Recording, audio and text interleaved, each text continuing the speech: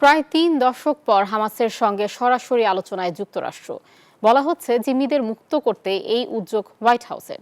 তবে নতুন করে হুমকিও দিয়েছেন মার্কিন প্রেসিডেন্ট ডোনাল্ড ট্রাম্প। বলেছেন জিম্মিদের মুক্তি না দিলে কোনো হামাস সদস্যই আর নিরাপদ থাকবে না। এই শেষ সতর্কবার্তা হুঁশিয়ারি দিয়েছেন ট্রাম্প।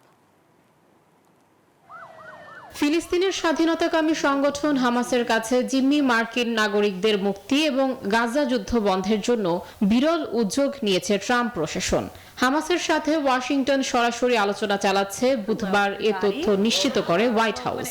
এক সংবাদ সম্মেলনে জানানো হয়, কাতারের দোহায় হামাসের কর্মকর্তাদের সঙ্গে বৈঠক করছেন ট্রাম্প প্রশাসনের জিম্মি বিষয়ক দূত অ্যাডাম বোহেলার। তবে হোয়াইট হাউসের এই বার্তার মাত্র কয়েক ঘন্টা পরেই মার্কিন প্রেসিডেন্ট ডোনাল্ড ট্রাম্প হামাসকে দিলেন চূড়ান্ত সতর্কবার্তা। ট্রুথ সোশ্যালে দীর্ঘ এক পোস্টে তিনি বলেন, ইসরায়েলকে কাজ শেষ করার জন্য যা যা প্রয়োজন তা পাঠাচ্ছেন তিনি। হামাস যদি জিম্মিদের মুক্তি না দেয় তবে সংগঠনটির একজন সদস্যও নিরাপদে থাকতে পারবে না।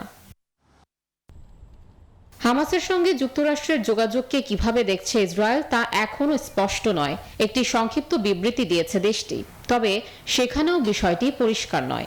আন্তর্জাতিক গণমাধ্যমে বলা হচ্ছে, এখনও নিজেদের অবস্থান জানাতে চায় না ইসরায়েল।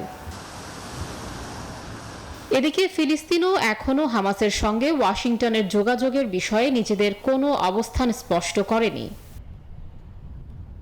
Desk report, news 24।